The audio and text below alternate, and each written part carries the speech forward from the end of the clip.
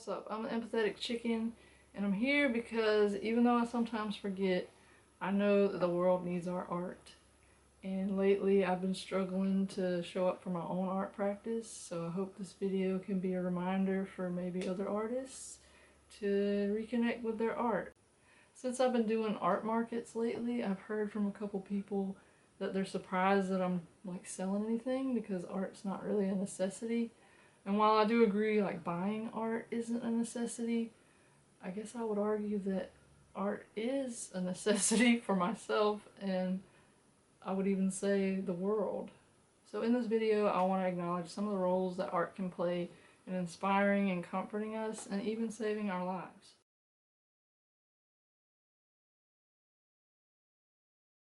Just to let you know, this next part I'll probably do some reading just because I don't feel that confident in my ability to like speak on the spot. I just feel like I'm a better writer than I am speaker. So hopefully that's okay. If you want to put me on in the background while you do something else, that's totally fine. So yeah, just throwing that out there. So number one, art as catharsis. So art is a safe space for processing emotions and adverse experiences. Creating art can help capture feelings and memories or process pain and trauma we would otherwise not have an outlet for. Art provides us with the tools to communicate and express ourselves in unique ways beyond just words. Drawing and painting pictures, creating collages, sculpting with clay, and writing stories are just some of the ways we can help ourselves capture, externalize, and make sense of our experiences. Art allows us to self-reflect, give ourselves permission to feel, and share our world with others. As someone who used to struggle a lot with social anxiety, I really appreciate how art helped me to express myself even when words felt inaccessible or unsafe. Throughout my life, art has been a way for me to better understand the relationship I have with myself and the people in my life. So as you can probably see, these on the side are pieces that I did in art school. This one was clearly about like how I felt like I couldn't really like communicate, which I still kind of have issues with. Like, I don't know, I'm not gonna get on a tangent, but I just feel like I wish I could like really like express this stuff without like reading it.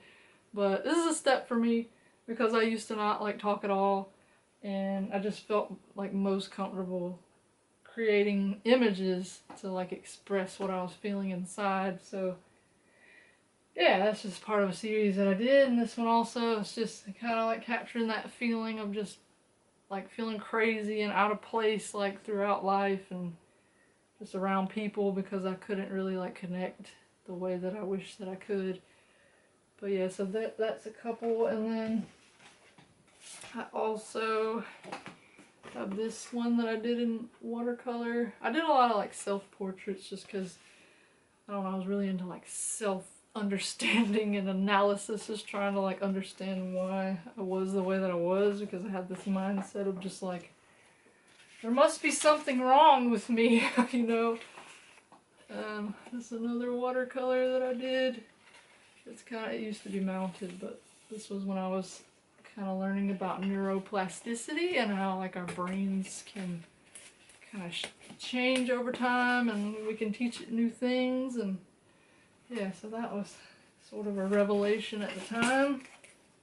And then also when I was going through sort of my nihilism, existential crisis phase, it's just kind of like a piece that I never really finished because I was kind of going through a little bit of an art block too. But yeah, that's just a few of the pieces that I've done that have really helped me to just like release pain or like a feeling that felt like trapped inside, you know, or like something that I just felt like I needed to let go of. And so these are also some pieces that I did. It's like a little doll type thing that I did. Like I made my family into different creatures because I just felt, like I said, like I always felt like my family was kind of just like not like other families, and I felt like we were really like weird, and there was a lot of like, I don't know, just like arguing and yelling and just domestic violence type stuff going on. And it just, I don't know, just the monster thing like kind of just came out in my work. But yeah, it was helpful to just kind of like process like childhood trauma stuff and just get it out. So it's not all doom and gloom. Like, I feel like art can also be used to express like love or other, like, I don't want to label it positive emotions, but you know, like less dark emotions. So giving and receiving like creative gifts has been an important role that art has played in my life. And so I wanted to introduce my friend Reynold, which is a gift given to me and created by my sister.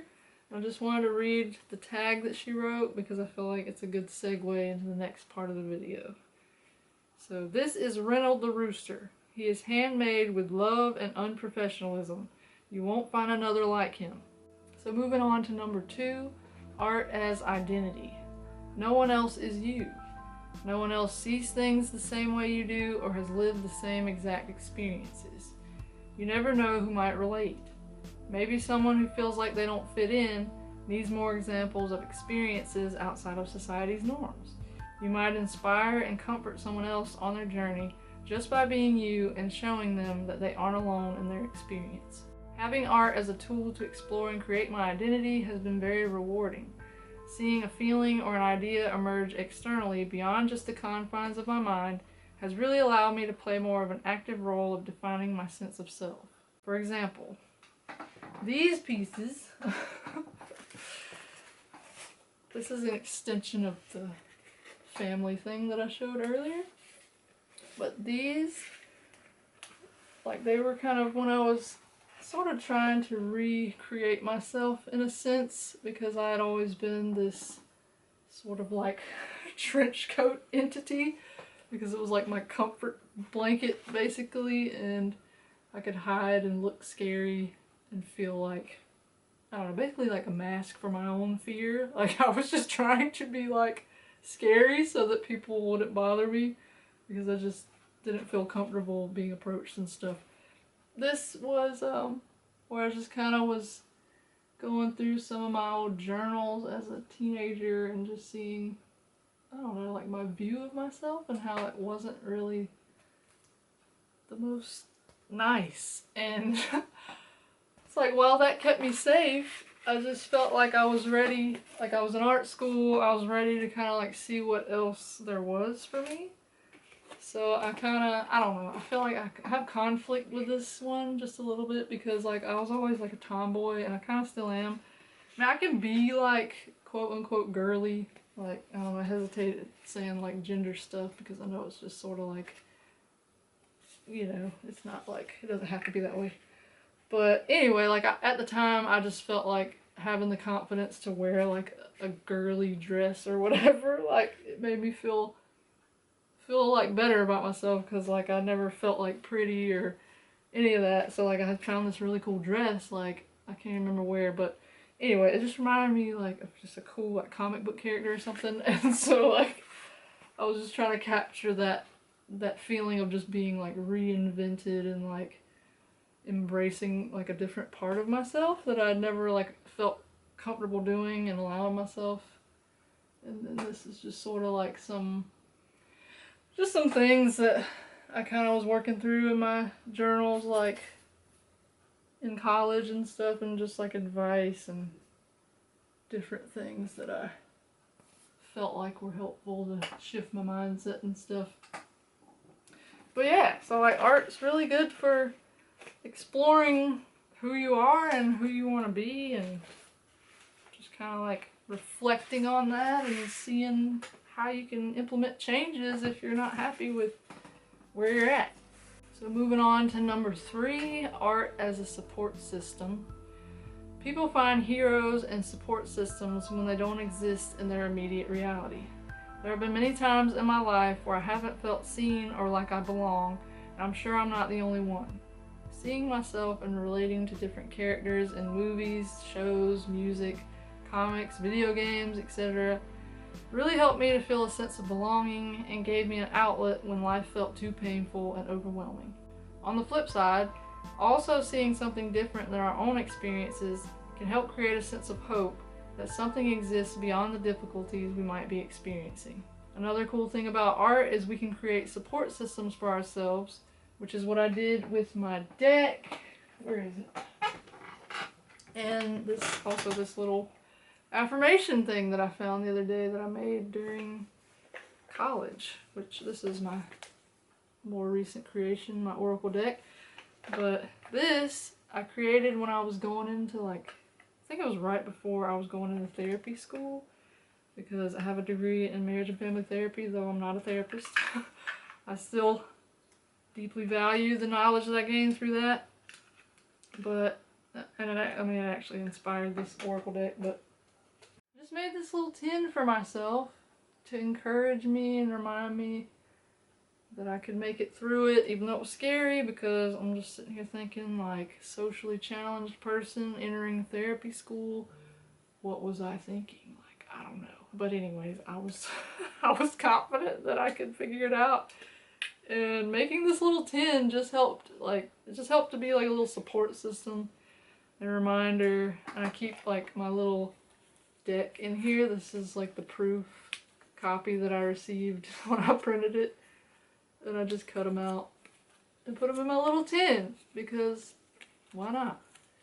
But anyway, that's another way that art can just like benefit our lives, just like supporting ourselves and reminding ourselves that we are enough and that we can make it through, and we're resilient and beautiful souls that have the capacity to grow. And yeah, real quick, for anybody who doesn't know, oracle cards are just kind of like this tool to help you think differently about like maybe an issue you're having. You can just kind of like pull a card and contemplate how it relates to your dilemma, and it's just really helpful for like self-reflection. And yeah, I find them very useful. But yeah, so those are just some of the ways that I think art is amazing and necessary.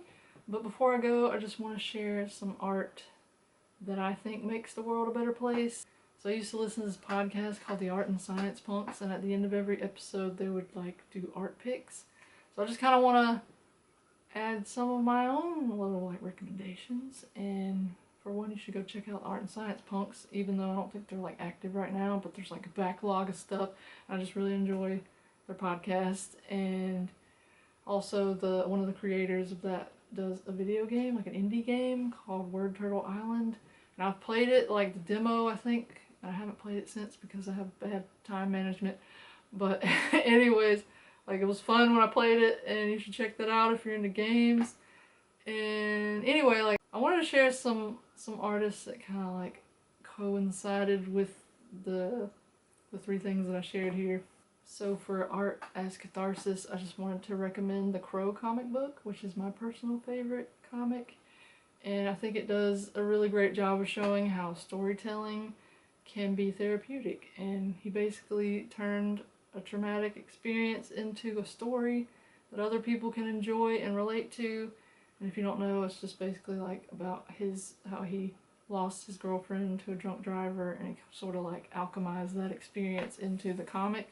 So for art as identity, I chose a YouTube channel that I discovered recently called Radis. I think I'm saying that right. But they just do a really great job at like expressing themselves like in that kind of like alternative style, which I'm personally drawn to.